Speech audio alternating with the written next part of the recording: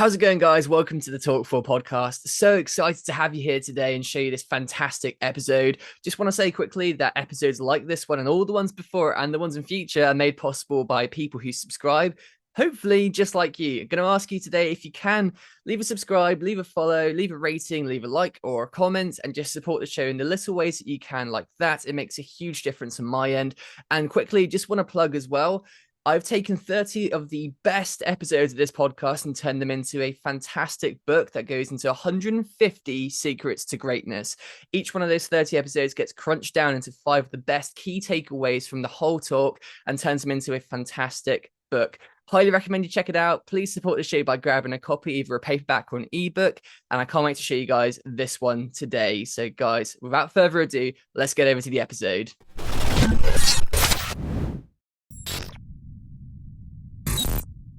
How's it going, guys? Welcome to episode 137 of Talk 4, the Quickfire podcast, where we ask 4 great questions to unique and interesting people. Behind the mic today is your host, Skupien. That's me.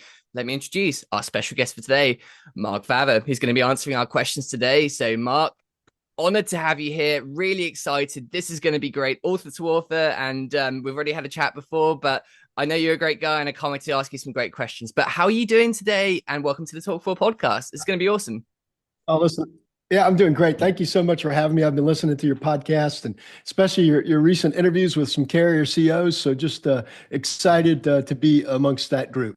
Yeah, it's going to be awesome. And you are a very, very high performance individual who deserves to be among that group. That's 100% sure. And I'm just so excited to talk about all the stuff you're up to at the moment. It's really good. But we always start with a 30-60 second rough kind of elevator pitch of just who you are and what you do, just so we can introduce you. So I guess here we go. Have a quick pitch and tell us a little bit about you and just a little snapshot into the life of you and what you've got going on right now.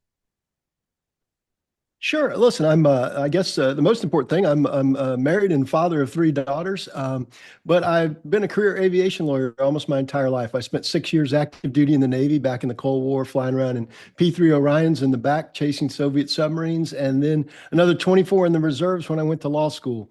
Since then, I've been practicing aviation law, not only at a law firm in the U.S., but also at 2 major corporations, and I'm at one of those now. And as you know, I just joined the ranks of being an author here in the last 30 days or so. So that's pretty much it.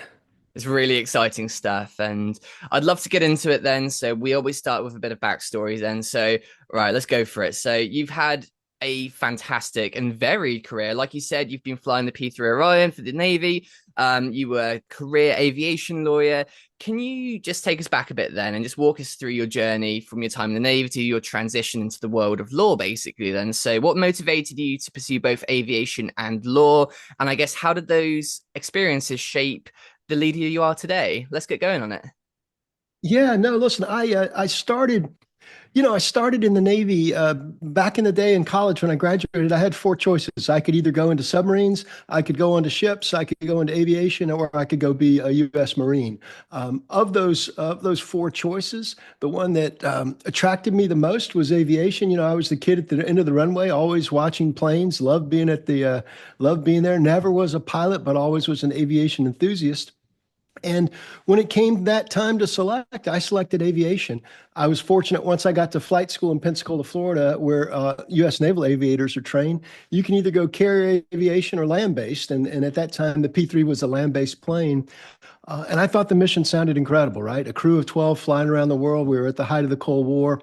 And it wasn't carrier-based, so I could go to a bunch of different air stations, including many in Europe and in the Mediterranean. So that's what I picked. In the U.S. Navy, when you're in a squadron, in addition to having your flying job, you have what's called a ground job. So everybody has a collateral duty. I was an instructor in the squadron, but I also had the collateral duty of being the legal officer. So I was the non-lawyer legal officer working with the commanding officer to help him at that time process any disciplinary issues. You know, back then we had urinalysis all the time. And I really enjoyed it. And I got connected with another lawyer, and he encouraged me to think about pursuing law school, which is what I did after about 6 years. And then I was able to continue my P-3 career in the reserves, not becoming a lawyer, but at the same time, not becoming a Navy JAG, still flying. And then at the same time, do aviation law Monday through Friday, which has just been a wonderful career. So what does aviation law look like then? So what kind of cases are those? What sort of work was that around, and what sort of stuff did you have to do, or I guess what was your role within the industry there? Well, it can be a myriad of things. It can be everything from aviation finance to litigation to regulatory work.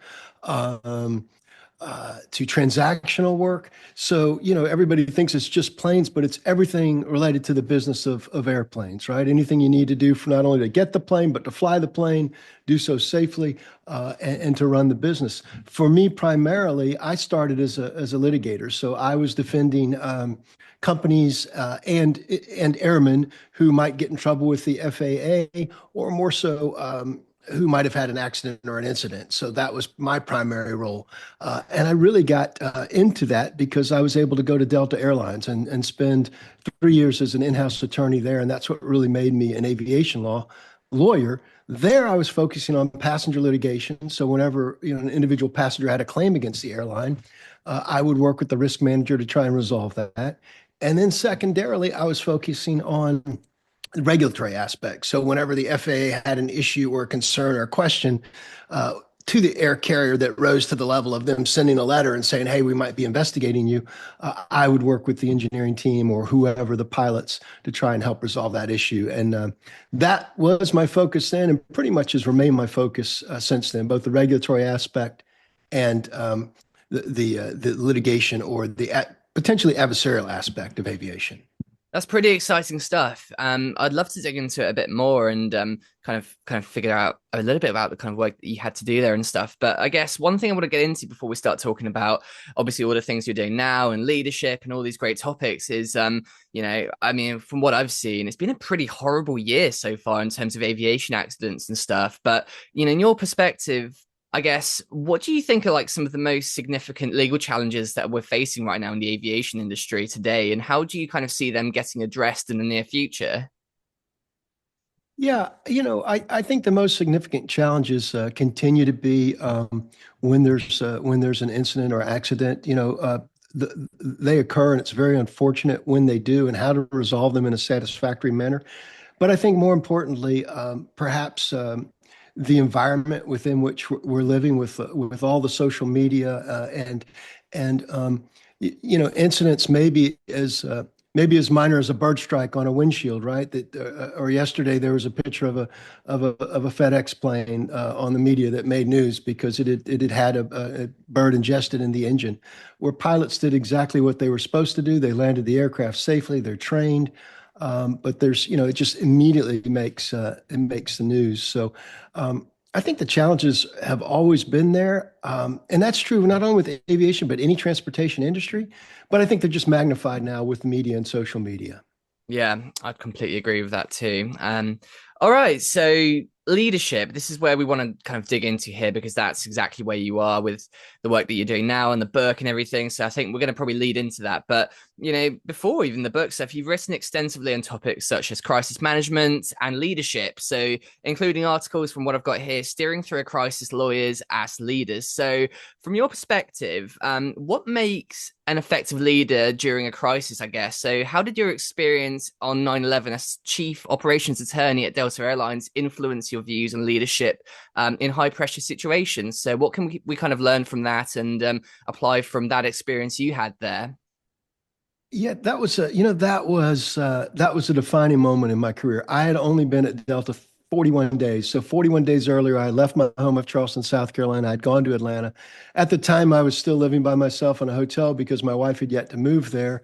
And I remember it just like we all do. Significant events like that, you just never forget. And what I learned that day was the importance of maintaining composure, of having a plan, of executing the plan, And most importantly, the ability to have training procedures and well-known procedures that when something that catastrophic happens, everybody really fell back to that training and to normal procedures. I mean, the magnitude of it was incredible. To think that within a couple of hours, we grounded the entire domestic airline fleet, including flights that were going to and from Europe, uh, and they either turned around or they landed with some of our partner nations. It was absolutely phenomenal, and it was done. The entire system was shut down, and it was done without incident under horrific circumstances. So I learned about the importance of visibility of the leader. The leader at Delta when I was there was up front and at our in our operations career in our emergency operations center. I remember we had one or two planes that were still unaccounted for at the very end when the planes were still coming down, and it was just horrific. We were very fortunate that we didn't have any in the incident, but we're just there watching the whole time as we recognized that our colleagues at American and United did. So there was so much I learned that day, not only about leadership but composure and communication and execution, and that stuck with me over the years. And that's really what that article was about when I wrote about lawyers as leaders in a crisis. It's not only the lawyer in the team, but it's everybody on the team acting responsibly, following their training, doing what they're supposed to do, and especially in the airline world, doing so safely. Absolutely. And, experience like that is where a team and an organization is kind of a trial by fire, but you get to see, if the reps have been put in leadership and good teamwork and making a strong team and stuff, that's when it gets tested. A bit like with Kirk Lippold, who was on the show before, when the USS Yes. Cole was bombed, and then his whole team stepped up. And in a situation like that, where it's completely unexpected, amazing how a team can do that and even save the ship and stuff. But I guess so. Kind of going into a question out of that, then obviously that kind of an experience where you have a crisis is where it all gets tested, but you have to put the reps in before then with the team as a leader, but also as an employee or as a support network too. So I guess, what do you think are some of the most important things for people to be doing in their teams, either as a leader or as an individual, to create a team that can respond in that way when the crisis does hit then? So what do you think is most important there for people to consider, and stuff that the listeners today can take away and apply? Well, you mentioned Kirk Lippold. I mean, what an incredible leader to save that ship. And it goes back to what I said earlier. And the same thing was true with the air carriers. It was consistent practice and training. I was out almost a year ago on the USS Abraham Lincoln. And they were doing carrier calls off the Pacific Ocean. Every day they were training. And several times in that 1 week period, they were doing general quarters, which is what you do when something bad happens on a ship. There's either a fire or there's an aircraft accident or there's a damage issue. And I'm telling you, it was practice like it was really happening. Nothing is simulated. And I think that's the most critical thing. And we did that at the air carrier. If you have to don a fire protective suit, you put that on. If you have to come up on a certain circuit or make a certain radio call or connect with somebody on a telephone, you do that. And I think if you over simulate the simulation when you're training, that is going to get you in trouble, right? Well, I'll pretend I just called this person. When I was at Delta, we had a manual and a checklist and a book, and I knew exactly what I needed to do as the lawyer, not the head lawyer, but the operations lawyer. 1, 2, 3, 4, 5 down the list, who I needed to call, alert, and get on standby. And even when we trained, I called those people. I didn't go to checklist number 3 and say, okay, I would call Mike Johnson at this time. No, I would pick up the phone. I would call Mike Johnson. He wouldn't know it was coming. And I would say, because he was maybe the risk manager of the airline, and I'd say, Mike, this is a test. Wanted to make sure I got, and I would keep calling him if I didn't get him and leave a voicemail and say, you have to call me back. This is a test. But, and it's funny because then you realize the muscle is being exercised. And more importantly, guess what? Sometimes you'd call and the number be disconnected. It'd be the wrong number. You'd say, okay, this is not good, right? Because you don't want that to happen on that day. So I think the most important thing I learned, and to this day, I think is incredibly important, is the simulation has to be real and the leaders have to be show up, right? So when we would have an emergency exercise at Delta, the CEO, even back then, so many years ago, would show up in the room. He wouldn't send a delegate. He wasn't too busy to go to a meeting. His presence alone sent the message to everybody else that this was important. And you know what happens when the leader shows up, right? everybody else shows up. You know what happens when everybody knows the leader's not going to be there? Everybody else sends their delegates. So I think that is probably the thing that I learned that is most important. Definitely, I completely agree there. And like you said, it's a combination of two things. You need the strong leader, but you also need the strong team as well. But you can't have one without the other, I suppose. So, Right. I asked this question to a guest before, and I'm really curious to get your answer as well. And I kind of like to ask this to people too. But do you feel like leaders are, top tier leaders? Do you think they're born or do you think they're made? What's your opinion on that? You know, I think, and this might be a lawyer splitting the question for you. I think it can be a convergence of both. I think some people are born with an inherent leadership characteristics, right? We see them in a group, you see them in a team, you immediately say that person has it. He or she is the one I want to follow. It's just some type of charisma. But I also am a firm believer, as I have tried to do over the years, that if you watch and follow other people, and you emulate leaders, not only good leaders, but also bad leaders, right? I've learned as much from bad leaders as I have from good leaders. I think you can learn it. Now, that being said, and I'll use the law firm as the example, we would take sometimes, I was a partner at a big law firm, and we would take our best lawyer. I mean, the rainmaker, the person who was the best trial lawyer, the one who was making the most money for the firm, and we would say, okay, you're now the managing partner of the firm. That person might be a phenomenal lawyer, but might not be the best person carved out to be the leader, right? And the same is true for engineers. The same is true for any profession. So I think you can't always assume that the person who's the best lawyer or the best engineer or the best school teacher should be the superintendent. But at the same time, I do think leadership is trainable, and I think that's why there's just so many books on it that are very popular because people want to understand, what it is that leadership is and how they got there. Definitely. I had a guest on a while ago called Tim Parlatore, and he was a lawyer too. And I think he specializes within the veteran community and stuff too. And I got curious as well, thinking about what you were doing with aviation or what you did do with aviation law. But what were some of the like big parallels that you saw there between aviation law and kind of like normal law? So I guess, one of the questions I asked him was what's kind of like a checklist of stuff to do if you ever find yourself in a tricky situation? Yeah.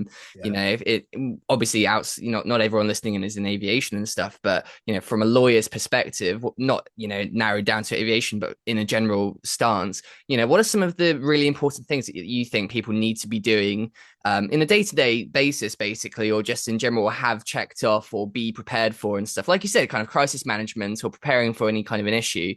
Any big ones there from your time in law that you think everyone should be doing? Absolutely. Listen, I see people, and there's been probably three or four in this past month in the news. I see leaders and lawyers, and I pay attention to it when I see them, violate the basic precepts of honesty and integrity, right? Just do the right thing. And it's amazing because these will be incredible people who I've respected. And I open up the paper and I say, you got to be kidding me, As lawyers, you don't take you don't take the client's money unless it's for a fee. And just this past week, I saw somebody that was, ethically in trouble for taking the money and using it for his or her personal good. As lawyers, you tell the truth. That's the same thing in any business, right? You have credibility, you have a reputation, your word matters. So I think there's just so much that's transferable, and in a business sense. And I talk a little bit about this in the book. I think as lawyers, you have to know the facts better than anybody else, right? So if you're going to represent a client, you better know everything from A to Z about what happened. And there can't be surprises because if there are surprises, you might let your client down. I mean, my best, and the client needs to be very frank with the attorney. My best story about surprise, I was, once representing a young kid for free pro bono for a speeding ticket, and he had raced over a bridge, and there had been an accident there. It was raining, and the police officer pulled out in front of him, and the kid slammed on the brakes and then went around the police officer. Well, sure enough, what the police officer did was he immediately pulled the young man, and the young man went to a fine institution here in town, and it was a son of a law partner. And I said, sure, I'd be happy to go to traffic court to represent him. And I said, look, tell me what I need to know. And he told me, same thing, pulled around. Okay, whatever. I said, okay, dress up in your nice suit. We're going to sit on the front row. When you see the police officer come in, I'm going to try and talk to him. beforehand to see if we can get the ticket reduced. Anything else I need to know? First ticket, you're an honor roll student, blah, blah, blah. And the kid says, that's it, sir. That's everything. So I go up, I say, okay, who is it? Day of court. Who is it? It's that officer right there. I go up to him. I say, sir, I represent that young man over there. Great academic performance. Never got a ticket before. Would love to see if we can get this reduced before we go to the judge. And he looks at me, looks at the kid on the front row and says, yes, I remember him. He goes, he's the guy that flipped me off in the rearview mirror. And I Oh said, you got to be no. kidding me. I didn't know the facts and I had represented to the police officer. This kid was a model student. And I said, I'll be right back. I went right back down and I sat down next to the client. The judge starts the traffic court. And I said, you flipped him off and he's in the rearview mirror. He goes, oh, he saw that? I said, yes, he did. But you know, both the client and the lawyer have to know what's going on because if you're going to make those representations, they have to be truthful. Yeah, God, so true. Really, really good points there. And so you know, I mean, in my tennis career, it's interesting how life experiences and careers can kind of shape a lot of the stuff that we do now. And I found that my tennis career taught me a lot about a whole load of things, you know, whether that was just how to be professional, scheduling, organizing, taking the wins, you know, accepting losses, the value of Yes. competition, so many aspects I got from my tennis career. And I'm interested, you know, in everything that you're doing now, what are some of the things that you learned or practiced, I guess, in your law career and stuff that you feel like are having a big effect on your life and success now? So are there any kind of traits or any routines, habits, or things that you were focusing on that you still take and do now that you learned with your law career? Or practice back then, which you know, you feel like maybe are giving you a step up on the game nowadays still. Absolutely. And that's what I love it because you mentioned tennis. You know, there's win loss in tennis, there's win loss in sports, there's win loss in any corporate negotiation, and there clearly is in any adversarial position with another attorney. And it's just like sports, right? You get out there, you play hard, you fight hard, but at the end of the day, it's all about relationships. So you want to be able to still shake the person's hand, to say congratulations, to accept the loss gracefully, and at the same time not be boastful about a win. Um, when I used to represent clients in big cases, you know, we'd be in the courtroom and we'd be, you know, the wonderful thing about my hometown of Charleston, South Carolina, you pretty much know everybody, all the other lawyers. So I would know the people I would be litigating against, and we would go in the courtroom and we might fight it out before the judge, but we'd be respectful. It doesn't mean we would get along all the time. But I remember one heated case we finished, and on the way out, my client is with me. I shake the hand of the other side, I think because I had lost the hearing. And I could tell the client was not happy. He's like, you know, what are you doing? And I said, excuse me.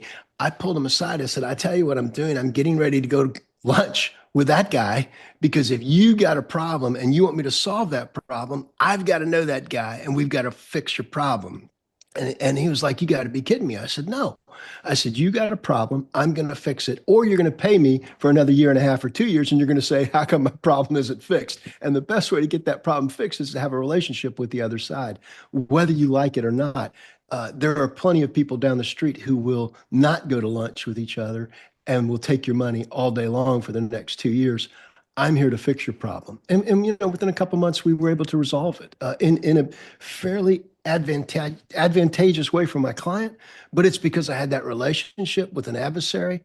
And I think that's so critical. So I often talk about that, you know, accept the win gracefully, and do the congratulate a loss. And gosh, that's not easy, especially in the legal profession when some people can be, you know, extremely aggressive and put some pretty nasty things in writing, you know, that would tend to implicate you or your client. Yeah. Quick ad break here, guys. Just want to introduce you to Shopify. Shopify is the all-in-one e-commerce platform that runs basically everything I'm doing, from my personal website to my business websites. It truly is a phenomenal system, and I have a way for you guys to get started today for just £1 building your business, whether that's personal brand, whether that's e-commerce, whether that's a blog. It has everything. It has its own app store that can get you basically every feature you could expect from an online store, and it really just works out of a fantastic all-in-one system, which I can only highly recommend enough. And you guys can start for just £1 today. It's an incredible offer. absolutely amazing. And the link to that is in the bio, or I'll put it up in the tab at the top. I think it'll be top right at the screen for you guys right now. So yeah, guys, check it out. Make sure to get this offer and yeah, get started. It's fantastic. Yeah, that's interesting.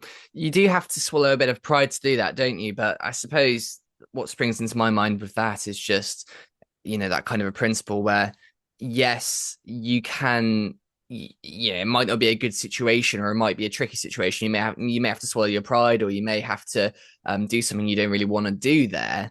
But at least it won't get worse. But by being that fiery person, reacting to it, getting emotional, and firing things off and saying things, you can certainly make the situation worse, right?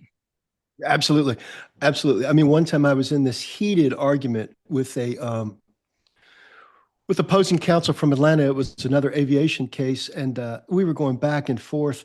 And in the legal profession, he was asking me for documents, to produce more documents. And he kept saying, according to our rules, that I had not produced enough and that my objections were inadequate. And finally, one late afternoon, it was probably 5 or 6 in the afternoon when, back in the old days when we had the old fax machines, we would type up a paper, right, and, send it through a fax. And I sent him an email very late in the afternoon, and I just said, "Look, I'm done." It was very abrupt. I wanted to get home for dinner with my family, and I just said, "I'm done dealing with you. If you have any other problems with me, file it." And I said this in an email. Very stupid, young, hothead attorney. I said, "File a damn motion to compel with the judge," and I hit send. So sure enough, at 6 o'clock the next morning, I show up for work. He didn't respond to my email, but at 6 o'clock the next morning, I show up for work. Coming across the fax machine is a 15-page motion to compel with Exhibit A, my email saying Mr. Fava is being uncooperative.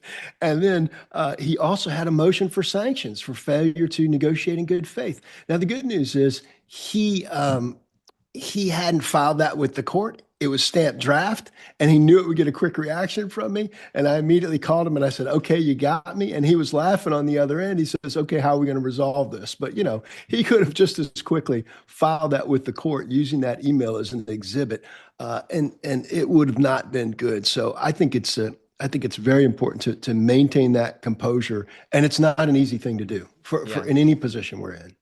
I used to be really bad at that. I think I've got better at it recently, but I know a lot of people who react incredibly fiery and emotionally to things like that. And they say those things, and then it's like, and then they regret them because they know that they messed up. But so, Yes. in terms of getting better at that, what do you think's key to that? Is it maturity with age? Is it, a practice? Is it, in fact, something that you're doing daily? Like you mentioned, and we spoke earlier about crisis management. So when things go boom, how well are you versed in dealing with that, and having those standard operating procedures to deal with that? So is that in the sense of managing yourself? I don't know, meditation. I don't know. What are some of your ideas there for getting better at that for people, especially if you're a young hothead, like maybe a young you? Yeah. Yeah, listen, I think it does come with maturity. It comes with getting stung a couple of times, right? Because there are times when I went off like a hothead, and the other side did not put it as a draft, but then immediately came right back at me. And then like you said, I completely regretted it. I think when it comes to email, the most important thing you can do, or correspondence, when you want to reach out to somebody and zing them real quickly, just put it on hold for 24 hours. The draft folder is a wonderful place for those emails. So write your nasty email, read it, make yourself feel good. Don't hit send, drag it over into the draft box, and then go home, right? And then the next day, pull it up and say, maybe I shouldn't send this. Or even better yet, how about we get on a phone call together? Pick up the phone and call somebody. It's easy to write a nasty email. It's a little bit more difficult, although not uncommon, for people to pick up the phone and yell at somebody. And even better yet, hey, would you like to meet for coffee, or, kill them with kindness? You got some time this week? Things are going off the rails. Can we meet for coffee or have a tea? Boy, that disarms people real quick. It's interesting because when I think about that, I feel like I'm more likely to come out with an absolute sting missile in a person-to-person conversation because you got like that 1 second of just reaction of just there's the boom, right? But in an email, you gotta type it Right. out and you gotta spend 5-10 minutes reading through it and go through it again. And then that would give me a bit more time to kind of reflect on that. Like, actually, maybe this isn't such a good idea. But yeah, it's interesting that parallel there because I think I'd want to avoid that in-person thing because then I'm more likely to kind of have that just, that snapshot little insult, if I just got a bit, emotional about it or something. I don't know. What do you think? I'd rather go to the email. Yeah, because it's the easy way, right? It's the easy way out. Look, I read one a couple of months ago, and it wasn't related to my job. It was someone firing back and forth on something else, and they asked me what I thought. But it was this long 4 or 5 paragraph email. It was probably 8 or 9 o'clock at night Eastern time, my time. And then at the very bottom of that email, it had sent from my iPhone. So this person had sat there probably for 20 minutes on an iPhone, typed up a 3 or 4 paragraph email. And like, you got to be kidding me. And I just think sometimes the best response is, hey, can we talk about, as long as it's not an emergency or a safety issue or a big crisis, hey, can we just talk about this in the morning? And again, that comes with the level of maturity. And it's not always the easiest thing to do. Because nobody likes conflict. Nobody wants to sit down in front of somebody and disagree and have that discussion. The easier thing to do is to leave a voicemail or send an email. Yeah. I feel like what I'm taking from that too as well, then I'm thinking just there is that it kind of comes down to as well tying or not letting work kind of kill your personal life then. So when that and those thoughts seep into your personal life, that's when you kind of dwell in it, right? But if you are able to kind of emotionally detach from Yes. work or something, or kind of separate, hey, this is my work game. I'm not going to be emotional about work when I'm out to there in the personal life standing of things too. So then you can kind of go, okay, my cutoff for work and being frustrated at this person is 6 o'clock in the evening, dead on then. After that, I'm going home to watch tea, switching my phone off, and I'm going to go and watch my favorite TV program and stuff. So I guess that then maybe turns into work-life balance. How important's that been for you in your career? Oh, critical. Look, the legal profession can be very demanding, especially at a law firm. And even so in a corporation, people often say, well, I'll go in-house in a corporation and it'll be easier. And I just laugh. It's not easier. It's still, the demands are still there. But I often say, and I often preach, especially to early career lawyers, exactly what you said, Louis, is so important. That work-life balance for me has always been three things, and I call it, the triangle. When I was a reservist for 24 years, it was my family, my law practice, and my reserve career. At any one given time, one of those things was at the top of the triangle, right? So I'm battling it out at work. Like you said, work is at the top. I go home, then family rotates to the top, right? The next weekend, I go out of town for the reserves, and the reserves rotate to the top. And I figured out that I could manage three things and do three things very well. And that's sort of what's my mantra. And at any given time, one of those might immediately go to the top, right? Something bad happens at the reserve squadron, it becomes number one. A crisis at work, or I'm up for a promotion, it becomes number one. Um, Kid's birthday, dance recital, wife's birthday, obviously that becomes number one. And I think that constant juggling is easy with three things. I think sometimes people try to overextend and do way too much. And what I try to do for the third thing is make sure it was something that I enjoyed, right? So for me, I enjoy being in the reserves. Right now, I enjoy writing and speaking. So that's sort of the other. Maybe for you, it's your flight lessons or it's these incredible trips you're going on. Um, and that helps balance the other two because family and work can be very hard. If you can find the third thing that fuels you, that makes you feel good, that balances it out very nicely. And that's sort of what I've been doing the past 15 or 20 years. I like it. That ties that off really well for me then. So I think that's some great advice there and a lot of the stuff that people need to hear and a bit of humble pie maybe for a lot of the hotheads out there because there's a few of them, especially I know a few. Anyway, so Moving out of there then, so I know that obviously you have like this incredible amount of experience both in aviation and law. So I want to draw a few parallels here then. So in your view, what are the key differences between leading in military aviation versus corporate legal environments then? So what can lawyers and corporate leaders learn from military leadership principles and vice versa? So what are the parallels there and what can one learn from the other? Sure. Uh, the parallels are pretty incredible. The exceptionalism, the timeliness, the fact that you have to be right, the knowledge and the training are all the same, right? As a lawyer, we have to get so much training every year to keep our law license, and that's recorded.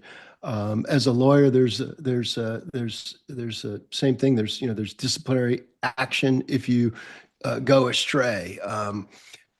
And I think so much of what I learned both as a lawyer and in the military are transferable back and forth and work just as well in the corporate world. I think the biggest challenge that some people have when they're in the military and then they get out or they want to transfer to the civilian world or the corporate world is not everything is transferable, right? So you can I often say, especially a senior person, you can't come in wearing your rank on your sleeve. You still have to come in when you leave the military and prove yourself to other people.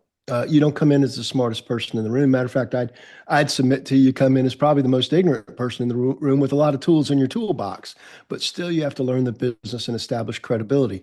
And I think sometimes some people, who, as soon as they get out of the military, they come in thinking that they were a leader there, they're instantly a leader here, and you're not. You have to prove yourself. And more importantly, you have to learn the business. So much of that is transferable with the level of situational awareness, right? That you understand what is and what isn't. I like it. And leading from there, then, what do you think the most important qualities and traits are to make a successful leader, both in the military and the civilian roles? Then, so you've obviously seen both, and in your time in law, you've obviously seen a lot of situations where professionalism was required. I think that's a massive one. But I guess, yeah. So, what are some of those qualities that are most important? And if we give some actionable advice at the back end of that too, then what should a young person be focusing on now to make themselves into kind of a future leader? Because obviously that the beginning of that starts right now, right? Yes, yes. Uh, for the early career person, I say very quickly, find the leaders that you want to emulate, and then figure out what they're doing and model it. Right? I call that it's a source of what I discuss a lot about in the book, just becoming a legacy leader. That means what you're watching is you're watching somebody else that you're going to take their leadership principles, impute them into your leadership fabric, and then use them. And you will then pass them on to somebody else. And as I mentioned previously, you do that with good leaders just as well as you do it with bad leaders. As the senior person, always remember people are always watching you. They're watching what you say, they're watching what you do, they're watching how you act. And remember, Louis, they remember you, you might not remember them. So when you're in a leadership role, you might have 300 people looking at you in a squadron.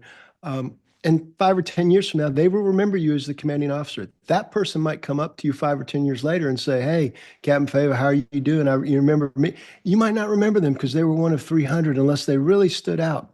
But the opposite is always true. So I think it's critically important as a leader to establish a good team, once you have that team, to empower them to act on your behalf. Don't micromanage. And then probably the most important is expressing empathy, sympathy, and most importantly, gratitude. Always recognizing that you're not just out there giving orders. You want to be a person that establishes a personal connection with people, because if you have that personal connection with that number 300 person that came up and said, "Hey, I remember you," they will go to the ends of the earth in terms of working for you. If they think you really care, and you say thank you for your hard work. Yeah. How's it going, guys? Just want to really quickly introduce you to a brand called Aviate. Aviate are an aviation-inspired watch company that create incredible commemorations for legendary aircraft and new aircraft too, doing epic projects right now, making these fantastic watches that represent different things. And I am delighted to be working with them. I have some of their watches. They've sent a few out. They're fantastic. And I've got a very special 20% off discount code for you off a full priced watch. So guys, I'm going to put it on the screen now. So go and grab yourself a very cool watch. They're really awesome. And if you can't find a link on the screen right now, they'll be in the description too. So guys, go and use that code and see you there. Yeah, I really like it. I have to say that this podcast is great because this episode I've really enjoyed it. Your answers are all just so good. You can tell that it's all really actionable, really concise, really good.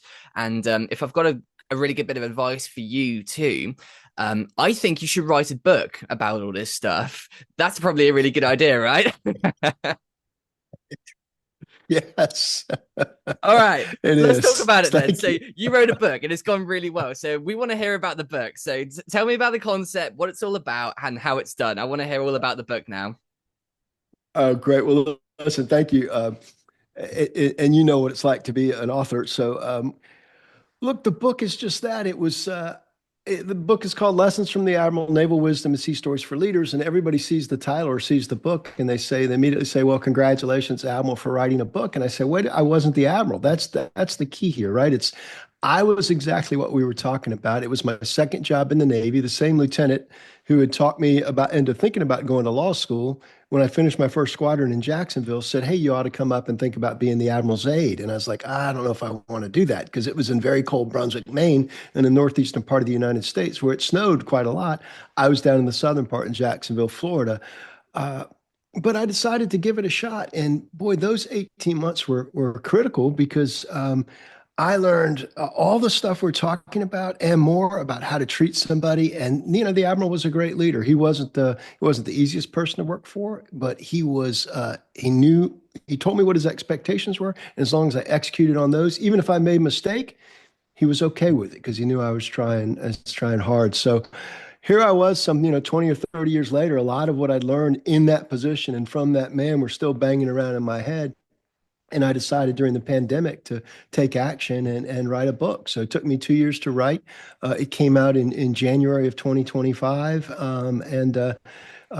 It really does contain all of that leadership advice. It's about 19 chapters of just, what I call sea stories, right? What I did, what I saw, and what I learned. I finish every chapter with a what I learned section and how that has carried me through, perhaps as a lawyer, perhaps when I became the commanding officer of a squadron, perhaps as a father. And that's the concept behind the book. It's really, really cool. And as you know, and we obviously had a great chat a couple of weeks ago, but I wrote my own book too. And I got to ask you then, so author to author, I think everyone's journey and in book writing, at least from what I've heard from other authors, is really unique and interesting and stuff. But what were I mean, obviously you had experience writing and stuff before, like we kind of spoke about earlier, but let's do a two-part here. What were some of the things that you found really difficult about book Yeah. writing and launching a book? And then what did you also find most rewarding about it recently too? Yeah, I'm taking a quick two notes. The most difficult thing was the editing, right? Because you put everything down, and the best advice I got was just put it all down, get it on paper, and then worry about the editing later. Don't just sit there and edit it because you will do that for months and weeks and not get anywhere. And then footnote to that was, for 20 or 30 years, I've been writing like a lawyer. And my editor, remember my editor telling me, you've got to one, cut a lot. And number two, you've got to stop writing like a lawyer. You've got to write it as you remember it 20 or 30 years ago, in very simple language. And Mark, nobody cares about you. They want to hear what's going to benefit them, right? If this is what that book is intended to be. So I started with a tremendous amount of words and probably cut 20 or 30% down to where it is now to get to the product. And you do that with teaming, right? You do that with a good editor, with a good publisher, and doing what I tell people they need to do with a lawyer. Look, if you're going to pay somebody to give you advice, listen to the legal advice. I did a hybrid publisher. I was paying them to publish my book and I was expecting them to provide me advice. And that's, I was following the advice they told me. So that I think was the hardest thing, the editing part of it. I think the most rewarding thing has been to the point where we are now, where, the first people that get the book are your family and friends, because you can count on them. But what has been fascinating to me now is when people I don't know have the book and they've read the book and they either comment back to me about something personally that happened in the book or they tell me it's a good book. I mean, that to me was the ultimate goal is to get it in the hands and touch people that I don't know, that hopefully I can benefit and pass it on to. And, you know, that I'm elated because in the first 30 days, the first 1,534 copies of the book are just about gone. As a matter of fact, my friends in Amazon UK can't get the book. I've had two of them email me and say, Amazon UK doesn't have the book. And like, it's very frustrating because Amazon US does, and Amazon US doesn't share with Amazon UK. But the good news is I just got a second print and I've got, 4,000 more coming, and they should hit Amazon UK and everywhere else in a couple of weeks. And uh, I think that's been the rewarding part That when is I hear from brilliant. people that said, "Hey, yeah, isn't that cool?" When somebody you don't know says something to you about your book, and it sort of sets you back. You're kind of like, "Wow, how did you know that?" Well, they read the book. Yeah, that's brilliant. And I mean, at this stage in the podcast now, we kind of go into the shameless plug bit, but I mean, we're kind of there now anyway. So I just want to hear about like where's the best place to get hold of it? Do you do signed copies? I want one. And what kind of social media can we get behind to keep up with all the stuff that you're up to? And in terms of the future too, any big plans? Are you going to do another one? What's the plan? Yeah, well, look, yes, you will get a signed copy. It's so funny. My audiobook, so I narrated the audiobook. My audiobook producer is in the UK, just like you. We did everything over Zoom using Audacity. He has an incredible company called Ease of Mind. His name is Rory Wagstaff, and we had to finish up a couple of times early so he could go play football, your football, not our football. And then a couple of times we would start, and he would say, Soccer. yeah, exactly. A couple of times when we did start, he would say he'd had a late night out, but produced a fabulous product. I sent Rory a signed copy of the book as a thank you, as I do with any podcast host that I have. It went all the way to the UK, and he kept saying he didn't get it yet. And I was like, this is very odd. A month and a half later, it shows up back at my inbox, returned to sender, not deliverable as addressed. So I was like, Rory, this is not good. He goes, well, he says, where he is, I guess, out in a rural area. He says, sometimes the post delivery is not very good where I live. But let me give you my parents' address in the UK. So I've just resent it to his parents. And we were laughing that book is going to, have gone back and forth across the ocean a number of times. Uh, you can get the book for everybody else on Amazon UK, hopefully very, very soon. Signed copies will be available with a couple of bookstores in South Carolina, in Charleston, and one in Charlotte, North Carolina, that will be available on my website. They have signed copies and they'll ship them to you. And then the website is just, MarkCFava.com. And then obviously Amazon. All major retailers will have it. Barnes and Noble, major U.S. retailers, Books a Million, and it should be back in stock within a week or so. And then obviously, where we met and where I follow you is on LinkedIn. So enjoy that platform. Love the opportunity to meet other people, and anybody that pings me there, I'm pretty good about responding. Although in the past month or two I've dropped a couple of balls, because it's come fast and furious. Because I'm still working full time, doing all this on the part time. And then the last thing I enjoyed doing is I'm speaking at a couple of conferences, and I've done that. And the last one I just spoke at had 100 people at the conference, and part of the conference uh, deal was I sold 100 books. So everybody at the conference got a book. I sat in the lobby and personalized them. And I'm doing that two more times in the next couple of months. And one of them is a group of lawyers, and there's going to be 300 people there. So 300 more books out into the world is really, really neat. That's a really nice day's work. And yeah, I cannot wait to get my copy and read it. I'm super excited about all the stuff that you're doing. And I just can't wait to keep up with you on LinkedIn and send everyone to do the same thing. Go and check you out on LinkedIn and everything. So all of the links and all that will be in the descriptions. Wherever you're listening now, if it's Spotify, Apple Music, there'll always be a description on there. And all the links will be available there. But yeah, as for now, Mark, this has been an absolute pleasure. Thank you so much for joining me today for the Talk 4 podcast. Honestly, I'm honored, humbled, and can't wait to hear more about the stuff that you're doing. It's really great. Thank you. Oh, thank you. And please don't forget, DM me that address and we'll put it in there. Maybe it'll beat Rory's book over there. Yeah, maybe it will, or maybe it will just go around the world. You know what's really funny? I know we're rounding off now, but it always seems like it's the packages that cost the most come from the furthest Okay. away from home that always have problems. It's never the simple ones that just come from the UK or Amazon or eBay. It's always the 150 Yeah. quid ones that have the customs and all that. They always have I, trouble. I was laughing. I was laughing because the book retails for $24.95. Obviously, I'm sending it to him as a gift. It cost me $28 with a customs form to send it over there. They sent it back. Oh, God. And then I went back again and did another $28. So we're at what? We're at $56 on a book that, I'm trying to get over as a gift, but it will get there. And I'll be honored to get one to you too. What a nightmare, but yeah, I'd love that, and we'll see if we can make it an easy one. Well, guys, thank you for listening. This was episode 137. If you'd like to listen to the past episodes, go and have a look at the channel. If you'd like to listen to the future ones too, make sure to hit that subscribe button and spread some love by leaving a like and a comment. Signing off for now. See you next time.